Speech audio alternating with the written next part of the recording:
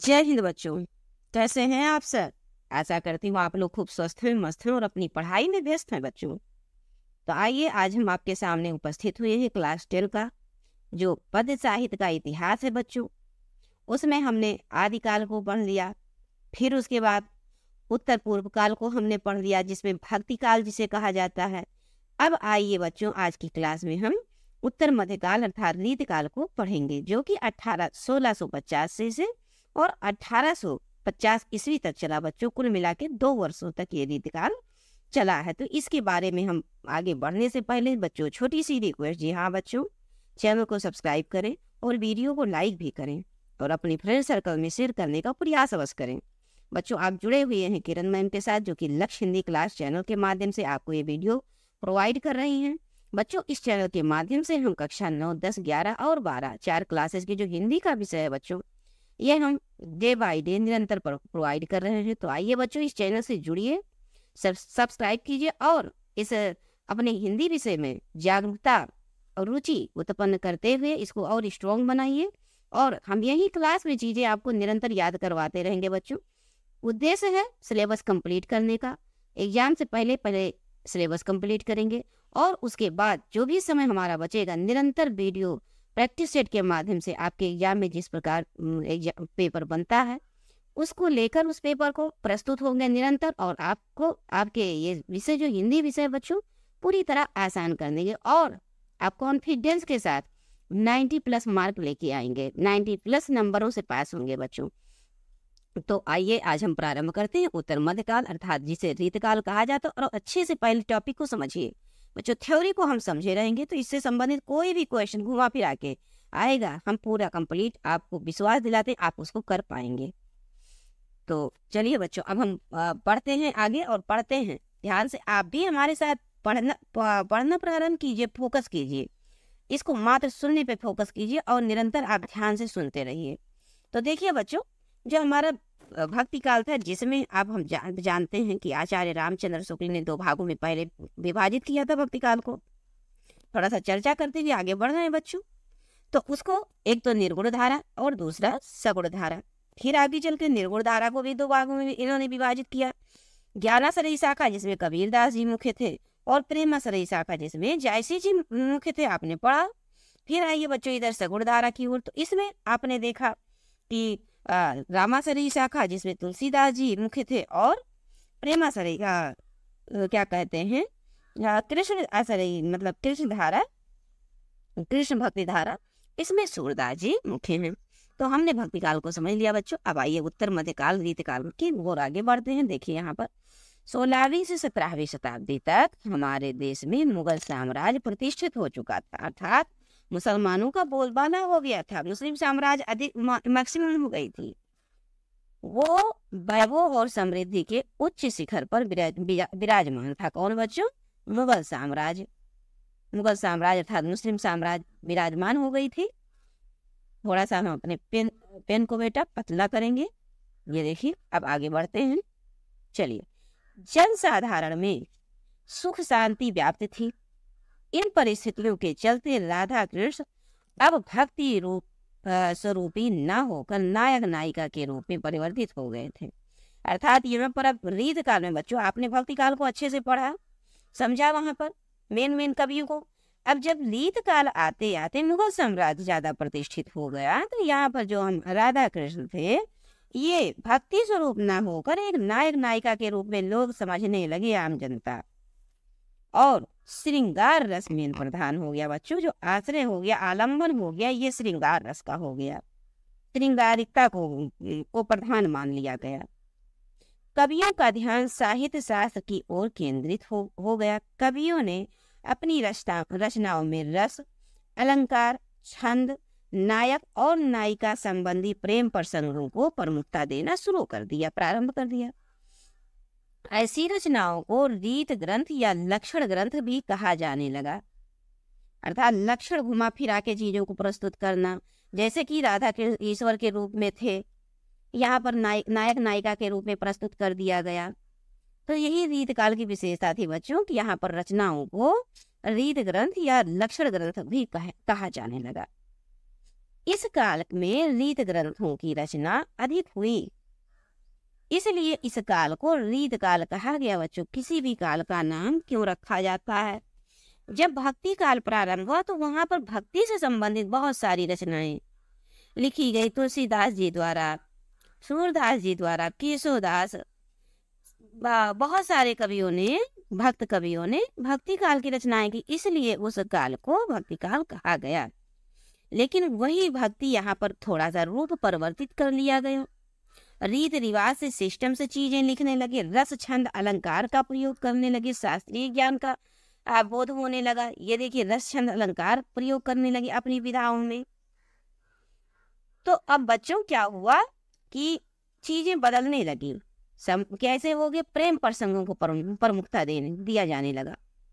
इसीलिए इस काल को बच्चों रीत काल नाम दे दिया गया। कैसा काल? रीत काल नाम दे दिया गया। आइए अब हम इसमें थोड़ा सा इस पॉइंट को पतला करके आगे बढ़ते हैं। चलिए, तो क्या नाम दिया गया बच्चों? रीत काल नाम दे दिया गया। यहाँ पर देखिए, अब आगे देखिए क्या कह रहे हैं कि रीत काल में मुख्य रूप से श्रृंगारिक काव्य, कैसा काव्य? श्रृंगारिक काव्य, लक्षण ग्रंथों की रचना हुई। श्रृंगारिक काव्य की रचना हुई, लक्षण ग्रंथों की रचना हुई। इस काल का काव्य दरबारी संस्कृति का प्रतीक हो गया। इस काल का जो काव्य रहा बच्चों, अर्थात ग्रंथ रहा, वो कैसा हो गया? दरबारी हो गया। अर्थात दरबार में रहकर जो चीज कहा जाता था, जो चीज राजाओं को पसंद होता था, जो जिस प्रकार के, जिस दरबार में जैसी वहां की संस्कृति होती थी, उस हिसाब से चीजें लिखी जाने लगी। रीत काल की उपधाराओं का विभाजन निम्नलिखित से किया गया है। बच्चों, चीजों को समझिए अब आगे। देखिए, रीत काल है, इसको 3 सिस्टम में मतलब 3 उपखंडों में विभाजित किया गया। रीतबद्ध, रीतमुक्त और रीत सिद्ध। इसको ध्यान से समझिए बच्चों। और इसकी जो लेखक हैं, इनको हम आपको ट्रिक के माध्यम से भी बताएंगे। आप बस ट्रिक को आप लिखिए, आप अपनी कॉपी में ट्रिक को लिख लीजिए, और ये आप ध्यान रखिएगा बच्चों। ट्रिक से आप याद कर लेंगे तो फिर भूलेंगे नहीं। चलिए बच्चों, तो आगे बढ़ते हैं, देखते हैं थोड़ा सा। ये देखिए, रीत काल को हम लोग रीत काल, रीतबद्ध कवियों, ये रीतबद्ध बच्चों आपका हेडिंग है। ये इसको ऐसे हेडिंग लगा के तब फिर आगे बढ़िएगा। रीतबद्ध कवि वह कवि हैं जिन्होंने अलंकार, रसवादी, श्रृंगारिक व राजाओं की प्रशस्ति से परिपूर्ण रीत ग्रंथों की रचना की। हमने आपको बताया, क्योंकि दरबारी बात हो गई, तो अब जिस राजा के दरबार में जो कवि रहेंगे, उनके यहाँ जैसी संस्कृति होगी, जैसी रीत रिवाज होंगे, उसी हिसाब से ग्रंथों की रचना वहाँ के आश्रय कवि करना प्रारंभ कर देंगे। क्योंकि जिसके आश्रय में रहेंगे, उन्हीं के तो हिसाब से लिखेंगे कवि लोग। समझ रहे हैं बच्चों? तथा साहित्यिक रूढ़ियों व प्रबंधों का अनुसरण किया जाने लगा। इस काव्य धारा के प्रमुख कवि में बच्चों चिंतामणि, मतीराम, देव और पद्माकर, केशवदास, भूषण, जसवंत सिंह, ये सब आते हैं लगभग बच्चों। जैसे आपको कुछ कवियों के नाम हम आपको याद कराते हैं ट्रिक के माध्यम से, आप ट्रिक लिख लीजिए।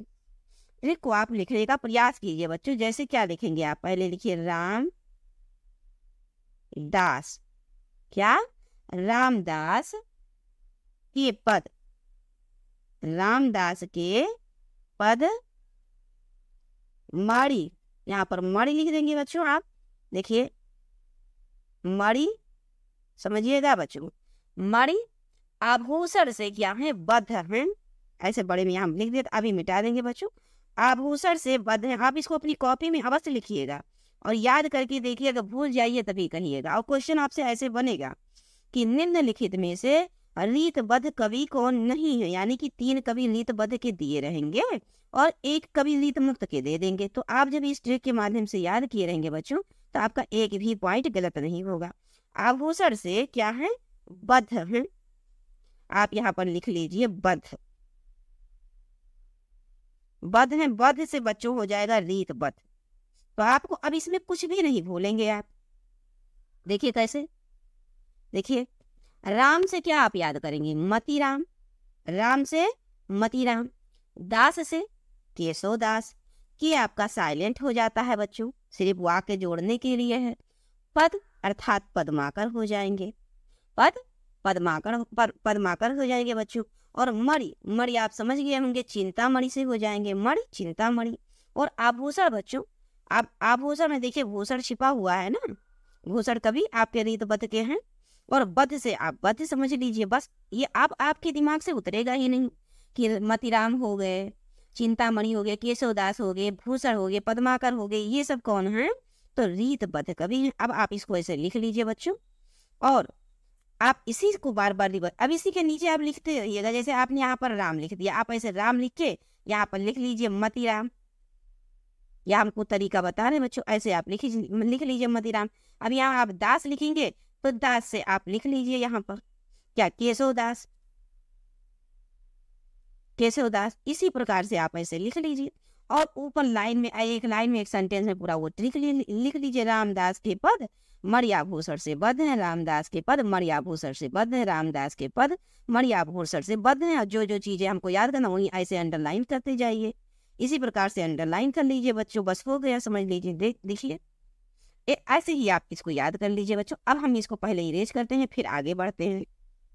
चलिए, तो हमें पूरा विश्वास है बच्चों, ये ट्रिक के माध्यम से जीवन भर जब तक आपको हिंदी विषय की जरूरत रहेगी बच्चों, तब तक आप ये याद रहेगा आपको। चलिए अब हम आगे बढ़ते हैं और देखते हैं कि ये 3 भागों में डिवाइड है, रीतबद्ध, रीत मुक्त और रीत सिद्ध। रीतबद्ध को हमने समझ लिया। अब आइए बच्चों रीत मुक्त को समझते हैं। रीत मुक्त में क्या है, इनके भी कुछ कवि हैं जिनको हम ट्रिक के माध्यम से याद करेंगे। रीत मुक्त काव्य धारा के कवियों ने रीत के बंधनों से मुक्त होकर काव्य की रचना लिखना शुरू कर दिया। इन्होंने लक्षण ग्रंथों के अतिरिक्त भक्ति, नीति एवं हृदय की स्वतंत्र प्रवृत्तियों के आधार पर काव्य का सृजन करना शुरू कर दिया। इनके प्रमुख कवि बच्चों घनानंद, बोधा, आलम, ठाकुर, गिरधर तथा वृंद हैं। अब इनके 2-3 कवियों को आप ट्रिक याद कर लीजिए, मात्र 2 से 3 कवियों को आप याद कर लेंगे, 3 या 4 कवियों को, तो बस हो गया, बस यही इंपॉर्टेंट है। जैसे आपके घनानंद हो गए बच्चों, ये देखिए, बोधा हो गए, आलम हो गए, ठाकुर हो गए, बस गिरधर वृंद भी इसी में ऐड कर लीजिए।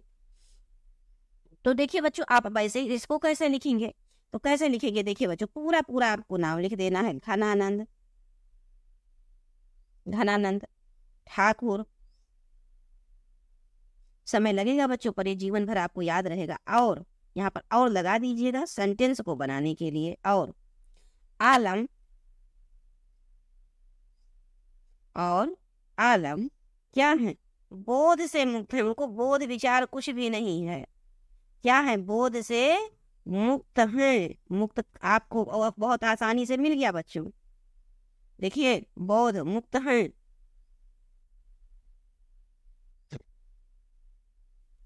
देखिए बच्चों यहाँ पर 1 मिनट,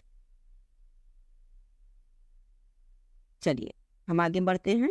थोड़ा सा डिजिटल प्रॉब्लम रहता है बच्चों, आप समझ ही पा रहे होंगे चीजों को। यहाँ पर हम इसको सबसे पहले इरेज करते हैं। यहाँ पर लिखेंगे बोध से क्या है, मुक्त है। कौन, घनानंद, ठाकुर और आलम क्या है, बोध से मुक्त है। अब आप मुक्त से याद कर लीजिए बच्चों, रीत मुक्त के कवि हैं। बस अब इसी चीज को आप हाईलाइट कर लीजिए या अंडरलाइन कर लीजिए। घनानंद, ठाकुर, आलम और बोध। घनानंद, ठाकुर और आलम क्या है, बोध से क्या है बच्चों, बोध से मुक्त है। मुक्त से आप रीत मुक्त। रहा ना आसान ट्रिक, याद कीजिए बच्चों, ये कभी आप भूलेंगे नहीं।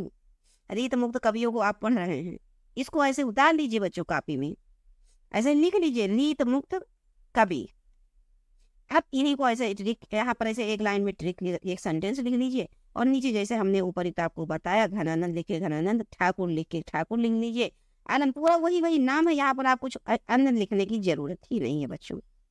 तो आइए हम इसको अब इरेज करते हैं और आगे बढ़ते हैं, क्योंकि हमको आगे भी पढ़ना है। और रीत सिद्ध में बच्चों आपकी मोस्ट इंपॉर्टेंट मेन बिहारी है, बिहारी को पकड़ लीजिए बस रीत सिद्ध में। तो देखिए बच्चों, अब रीत सिद्ध को हम लोग पढ़ लेते हैं। इस काव्य धारा में कवियों ने लक्षण या रीत ग्रंथ नहीं लिखे। रीत सिद्ध में ना तो लक्षण से संबंधित इन्होंने कुछ लिखा या रीत से संबंधित कोई ग्रंथ नहीं लिखा, किंतु रचना करते समय लक्षणों का ध्यान अवश्य रखा गया। वह रीत में पारंगत थे। इसके प्रमुख कवि बिहारी हैं बच्चों। इनका बिहारी सतसई है मोस्ट इम्पॉर्टेंट, और इसे बिहारी सतसई से ही ये प्रसिद्ध हो गए थे। इनमें 791 या 51 ऐसे कुछ इन्होंने कविता लिखा, पंक्ति लिखे थे। 751 दोहे लिखे थे और इन्हीं से ये प्रसिद्ध हो गए थे बच्चों। तो अब आइए हम कुछ कवियों को समझ लेते हैं। ये देखिए, इस काल के प्रमुख कवि और उनकी रचनाएं ये हैं बच्चों। देखिए, केशवदास, रामचंद्रिका, कविप्रिया, भूषण, ये सारे रीत काल के कवि हैं बच्चों। अब ये टोटल ऐड कर दिए गए हैं, इसमें सारे रीत काल के कवि हैं, सभी इसमें हैं। अब आप ट्रिक के माध्यम से अलग अलग कर लीजिएगा कौन रीत मुक्त सिद्ध है, कौन रीत मुक्त है और कौन रीत बद्ध है। कौन कौन रीत बद्ध है? रामदास के पद मणि आभूषण से बद्ध है। क्या पद? किसके? रामदास के।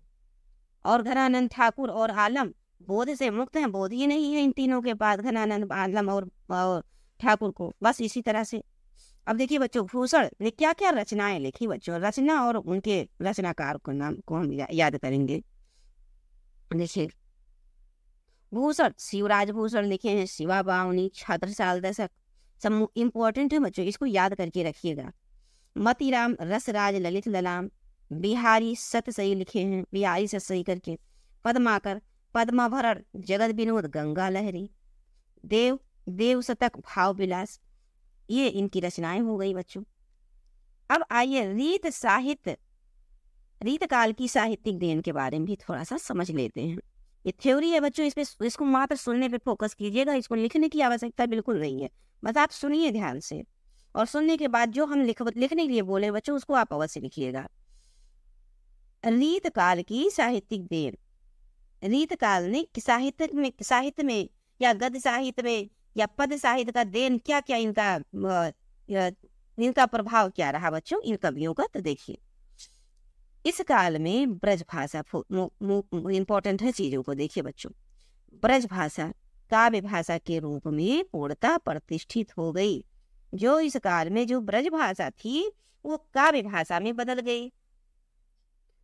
काव्य अर्थात बच्चों कविता में लिखना प्रारंभ हो गया, और तथा काव्य में अर्थ गौरव, चमत्कार, लाक्षणिकता, सूक्ष्म भाव, अभिव्यंजना आदि की दृष्टि से ये पूर्ण रूपेण एक समर्थ भाषा बन गई। कौन भाषा? ब्रज भाषा बच्चों। आपसे क्वेश्चन पूछ लेगा कि ब्रज भाषा किस काल की प्रमुखता की देन है। आप ये ब्रज भाषा पूछ लेगा तो आप सीधा रीत काल की तरफ बढ़ेंगे और कहेंगे कि ये जो ब्रज भाषा है रीत काल में काव्य भाषा के रूप में परिवर्तित हो गया। और उस परिवर्तन के बाद ब्रज भाषा में अर्थ गौरव आ गया, चमत्कारिता आ गई, लाक्षणिकता आ गई, सूक्ष्म भाव अभिव्यंजना प्रस्तुत हो गई, और इस दृष्टि से पूरी तरह से ये भाषा समर्थ हो गई ब्रज भाषा।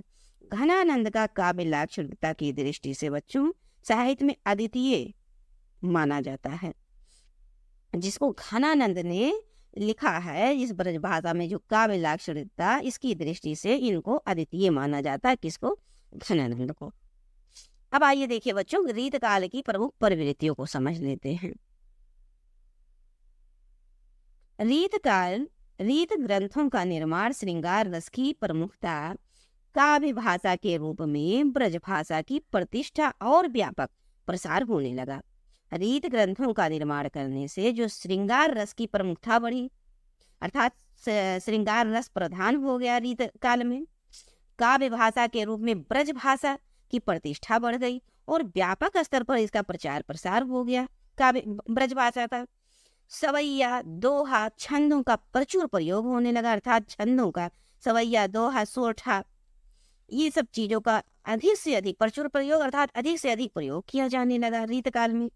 प्रकृति का उद्दीपन रूप में चित्रण होने लगा, अर्थात जो प्रकृति का वर्णन कैसा होने लगा, किस रूप में? तो उद्दीपन के रूप में, अर्थात जो प्रकृति थी व्यक्ति के मन में उद्दीपन का भाव प्रस्तुत बढ़ाने लगी, उद्दीपन का भाव बढ़ाने लगी। आपको हम बच्चों पढ़ाएंगे अनुभाव, विभाव, अनुभाव, उद्दीपन, आलम्बन, ये सब बच्चों आपके काव्य सौंदर्य में चीजों को समझाया जाएगा। तो अभी हम आपको पढ़ा रहे हैं पद साहित्य का इतिहास। और पद साहित्य के इतिहास में हम रीत काल में प्रवेश कर चुके हैं। तो आश्रयदाताओं की प्रशंसा इसमें होने लगी। मतलब कभी जिनके आश्रय में रहते थे उनकी तो प्रशंसा करेंगे, स्वाभाविक सी बात है। आप ही जिनके आश्रय में रहेंगे तो क्या आप उनकी प्रशंसा नहीं करेंगे? आप उनकी ही प्रशंसा करेंगे। अब देखिए बच्चों, कला पक्ष की प्रधानता रही, कलात्मकता रही यहाँ पर। और इस काल की प्रमुख प्रवृत्तियां यही सब रही बच्चों। क्या क्या रही? भाषा क्या हुआ? अधिक ब्रज भाषा अधिक प्रचार प्रसार में हो गया। सवैया दोहो छंदों का प्रयोग होने लगा अधिक से अधिक मात्रा में। प्रकृति का उद्दीपन के रूप में चित्रण किया जाने लगा। आश्रयदाताओं की प्रशंसा की जाने लगी और कला पक्ष की प्रधानता रही। किसमें? रीत काल में। तो ये आपसे लक्षण पूछ लेता है बच्चों कि रीत काल की प्रमुख विशेषताएं बताइए। तो आप थ्योरी समझे रहेंगे तो इससे रिलेटेड हम क्वेश्चन कराएंगे तो आप समझ पाएंगे कि हाँ कैसे कैसे क्वेश्चन इससे संबंधित बनते हैं। तो आइए बच्चों, आज के इस सेशन में हम वीडियो यहीं पर समाप्त करते हैं और आपको अब नेक्स्ट ले चलेंगे। नेक्स्ट क्लास में आधुनिक काल। और ये बच्चों आपका जो आधुनिक काल है 2-3 कई भागों में विभाजित है। देखिए यहाँ पर दिया भी है। देखिए अभी इसको थोड़ा सा परिचय दे देते हैं। कल हम जो पढ़ेंगे भारतीय युग में है। मतलब आधुनिक जो काल है इसको 4 से 5 वर्गों में युगों में बदला गया है। 1850 से लेके जो अब तक का चला आया है उसमें बच्चों पहला तो भारतीय युग था, उसके बाद द्विवेदी युग आया, फिर छायावादी युग आया, फिर प्रगतिवादी युग आया और फिर प्रयोगवादी युग आया। और फिर उसके बाद जो नई कविता 1947 अर्थात आजादी के बाद नई कविता का प्रारंभ हो गया। 1947 या 50-54 भी ले लीजिए आप। तो बच्चों हम इसको डिटेल में समझेंगे। हमें पूरा विश्वास है कि आप चीजों को भली प्रकार से समझ पा रहे हैं बच्चों। तो देखिए आज के सेशन में हमने क्या क्या पढ़ा। हमने रीत काल को उत्तर मध्य काल से कहते हैं जो कि 1650 से 1850 तक चला। इसको हमने भली प्रकार से समझ लिया, एक एक पॉइंट।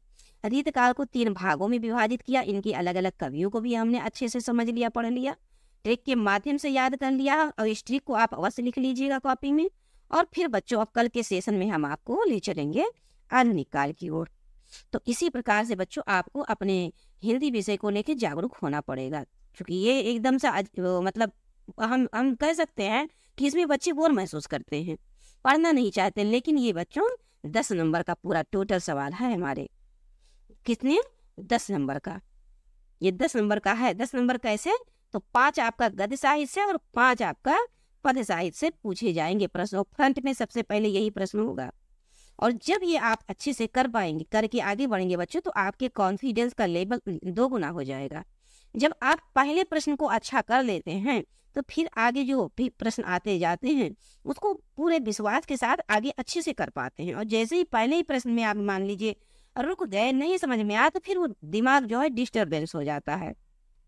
फिर आपका जो मस्तिष्क है वो डाइवर्ट हो जाता है कि अरे ये तो हम कर ही नहीं पाए। तो बच्चों इसको पकड़ के चलिए, विश्वास मानिए, इसको आप बहुत अच्छे से कर पाएंगे, बहुत आसान भी हो जाएगा। बस आप इस चैनल के माध्यम से, इस चैनल से जुड़े और निरंतर वीडियो को देखिए, समझिए, समझने का प्रयास कीजिए बच्चों। हो सकता है कुछ चीजें फर्स्ट टाइम में समझने में ना आ रही हो तो आप वीडियो को 1 से 2 बार देखिए, 3 बार देखिए, फास्ट मोड में करके देखिए, समय दीजिए बच्चों। सफलता समय मांगती है, त्याग मांगती है, धैर्य मांगती है, विश्वास मांगती है। अगर आपको अच्छे से अच्छा अंक सफल होना है, 90+ मार्क अगर नंबर से आपको पास होना है बच्चों, तो आपको धैर्य के साथ समय देकर पढ़ाई करना ही पड़ेगा। तो आइए बच्चों, चलते चलते जो छोटी सी रिक्वेस्ट है बच्चों, आप तो जानते हैं, चैनल को सब्सक्राइब करें और वीडियो को लाइक अवश्य करें बच्चों, क्योंकि गुरु का दक्षिणा यही एक होता है। जब लाइक होता है तो गुरु को एक साहस मिलता है कि हाँ हमारे बच्चे जो हैं हमारे प्रयास को सार्थक कर रहे हैं, समझ पा रहे हैं। और अन्य बच्चों को, आपको लग रहा कि आपके लाभ में है तो अन्य बच्चों को भी ये लाभ पहुंचाने का अवश्य प्रयास करें बच्चों, शेयर करें। तो मिलते हैं आपको नेक्स्ट सेशन में आधुनिक काल के साथ। जय हिंद बच्चों।